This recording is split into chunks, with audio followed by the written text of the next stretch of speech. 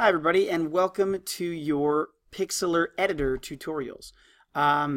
In real life, I've already done some screencasts on Pixlr X, but there are some limitations to Pixlr X that just aren't there yet with some of the updates, and I feel like using the original Pixlr Editor might be the way to go as far as continuing to learn how to manipulate photos. You'll notice also that we're a little off-center here in our screencast. So that's because when you open the Pixlr Editor, you get for me anyway, I get the message that there's an ad blocker detected because I use an ad blocker. Now, normally I might whitelist because they're saying, hey, that's how we make our money.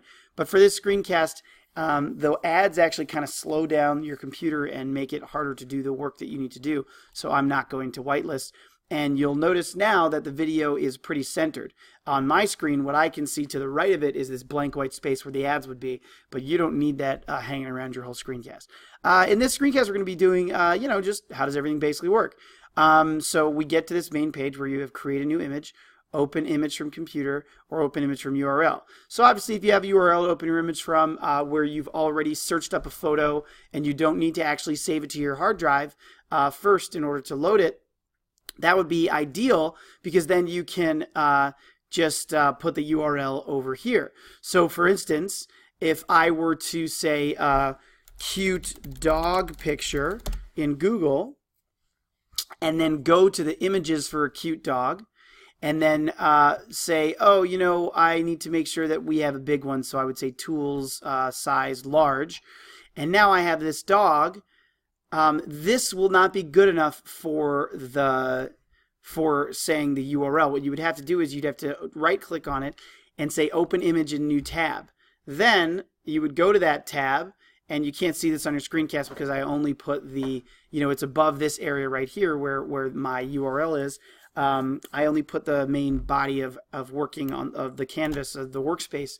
Anyway, I'm copying the URL right now. I'm going back to my Pixlr Editor, and then I would say open image from URL, and then I would paste it. And then now it gives me this picture. So that for you on a Chromebook is the best way probably for you to work on a photo. Why am I saying this? Because if you were to try to save a picture to your hard drive first, and then you were to log off your Chromebook before you worked on it, you would lose that picture because the Chromebooks are built to delete all local data every time that you log off. This is done because we have hundreds of kids using Chromebooks during the day, and if everybody got to save everything they wanted on their Chromebook hard drive, you would end up filling up the hard drive within 1 or 2 days of use. We don't want that. But I just wanted to show you how you would get an image from a URL. But if we go back to this, X out of that, we would also see open image from computer. Now, when you open image from a computer, it calls up on Windows, it calls up my file tree system, right? However, on your Chromebooks, you would get a file tree system that would include your hard drive and also your Google Drive. So if you set up beforehand and leave a bunch of photos in your Google Drive for you to use, then you will be able to select from Google Drive because you're using a Chromebook.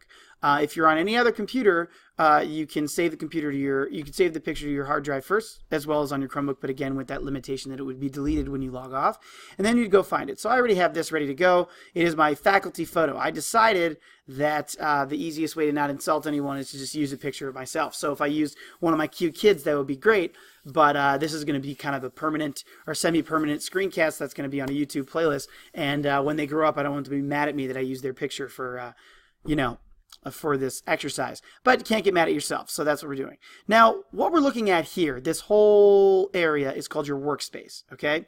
In your workspace, you have a lot of different things, and this first screencast is really just to tell you, number one, how to get a photo in here, but number two, what all the main things in your workspace are. So obviously, this is your photo. Here are all of your tools, which we're going to cover in a different screencast.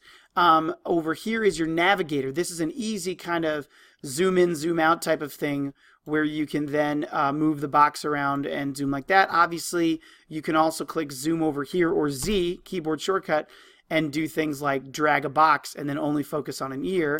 That would be one way to do it, but I'm not, we'll get into the zoom tool in more detail in another screencast. But you know, layers, which is going to be super, super, super important. Layers is where everything happens as far as adding elements to your photo. You need to make sure that you're working in, that you're paying attention to where you're doing your work and what layer you're on, and so on and so forth. Your history is going to be a big deal because it shows all the steps that you do. So real quick, if I were to go to the draw tool and start doing a bunch of stuff to this, blah, blah, blah, blah, you will see that on the right, this history is filling up. And if I press Control Z for undo, it'll start taking away one at a time. Or if I know the exact one I want to go back to, I can be like, oh, I want to go back to that level of my history. That is what your history is. And if you want to quickly just go back to the original image, you can always just scroll up in your history. Instead of pressing Control Z or Edit Undo over a zillion times, you could just go to Open Image on your history and be back at your original image. So basically, what you have here is going to be the settings of the tool you're on.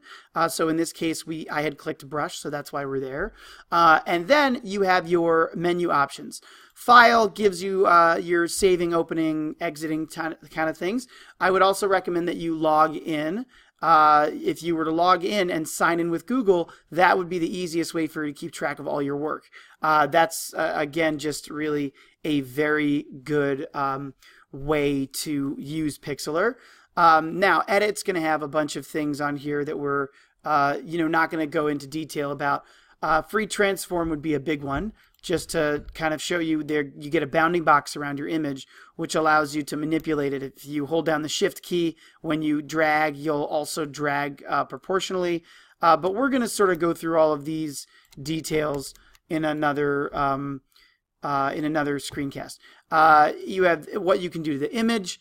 You've got layer, adjustment, filter, view, and then language help, font, and freebies and upgrade you're not going to have. But this is getting to be a pretty long screencast, so I'm actually going to go over those file things in the next screencast. Thank you for listening, and I'll see you next time.